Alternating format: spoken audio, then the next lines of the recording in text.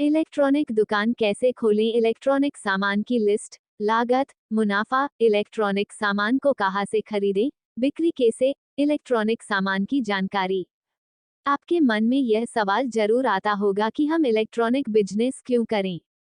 तो हम आपको बता देंगे कि इलेक्ट्रॉनिक प्रोडक्ट की डिमांड बाजार में बहुत अधिक है।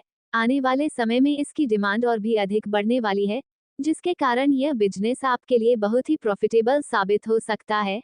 ऐसा हम इसलिए कह रहे हैं क्योंकि हर क्षेत्र में इलेक्ट्रॉनिक की दुकान का बिजनेस छोटे बड़े स्तर पर शुरू करके अच्छा खास मुनाफा कमाया जा रहा है। इसीलिए आप इस बिजनेस को शुरू करके बहुत अच्छा मुनाफा कमा सकते हो।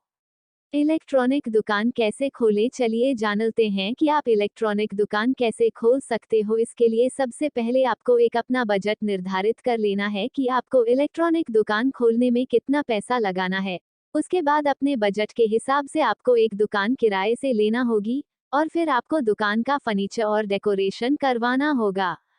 उसके बाद जो भी सामान आप अपनी इलेक्ट्रॉनिक दुकान में रखना चाहते हैं उसकी लिस्ट बनानी होगी। इलेक्ट्रॉनिक सामान को खरीदने के लिए आपको होलसेल मार्केट की तलाश करनी होगी। इलेक्ट्रॉनिक दुकान का बिजनेस शुरू करने के लिए आपको कुछ रजिस्ट्रेशन एवं लाइसेंस भी प्राप्त करने होंगे। इसी तरह आप भी अपने बिजनेस का एक रोड मैप बना ले जिससे बिजनेस को शुरू करने के लिए सही डायरेक्शन मिल जाएगी। इलेक्ट्रॉनिक सामान की लिस्ट तैयार करें। अब आपको अपनी दुकान में रखने वाला सामान की लिस्ट तैयार करनी है। जरूरी नहीं है कि आप सारा सामान ही रखें। यदि आप इसे छोटे स्तर पर शुरू कर रहे हो तो आप अपने क्षेत्र के हिसाब से अधिक डिमांड वाले प्रोडक्ट को रख सकते हो। किंतु यदि आपके पास अधिक बजट है और आप इलेक्ट्रॉनिक शॉप को बड़े स्तर पर शुरू करना चाहते हो तो आप सारे प्रोडक्ट को रख सकते हो। इलेक्ट्रॉनिक दुकान में रखे जाने वाले इलेक्ट्रॉनिक सामान की लिस्ट को हमने दो भागों में विभाजित किया है। पहला है बड़ी इलेक्ट्रॉनिक सामान और दूसरा छोटे इलेक्ट्रॉनिक सामान। बड़ी इलेक्ट्रॉनिक सामान TV, fridge, cooler, washing machine, एक इलेक्ट्रॉनिक कांटा, चक्की, वाटर प्यूरिफायर। छोटे इलेक्ट्रॉनिक सामान बल्ब, स्विच बोर्ड, वायर, पंखे, press, mixer, table fan, heater. Electronics चूल्हा, टॉर्च। इलेक्ट्रॉनिक सामान को कहां से खरीदें? आपके मन में सवाल जरूर आता होगा कि हमने इलेक्ट्रॉनिक सामान के बारे में तो जान लिया, लेकिन उनको खरीदे कहां से। तो हम आपको बता दें कि इलेक्ट्रॉनिक के छोटे सामान को आप एक ही डीलर से खरीद सकते हो, लेकिन इलेक्ट्रॉनिक के बड़े प्रोडक्ट जैसे टीवी, फ्रिज, कूलर, एक, वॉशिंग मशीन आदि को खरीदने के लिए आपको अलग अलग डीलर से संपर्क करना होगा।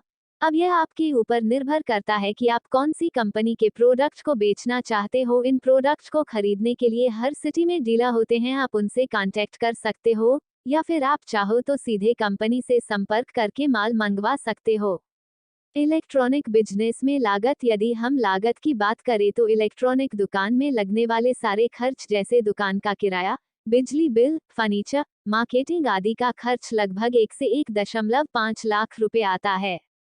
इस हिसाब से यदि आप छोटे स्तर पर शुरू करना चाहते हो तो आपको 4 लाख रुपए का माल और अन्य खर्च मिलाकर कम से कम 6 लाख रुपए की आवश्यकता होगी।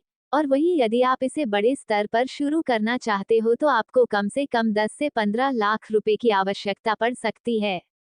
Electronic business profit. दोस्तों, इलेक्ट्रॉनिक बिजनेस के सभी प्रोडक्ट में अलग अलग मार्जिन होता है, जिसमें 25% से लेकर 50% मुनाफा कमाया जा सकता है।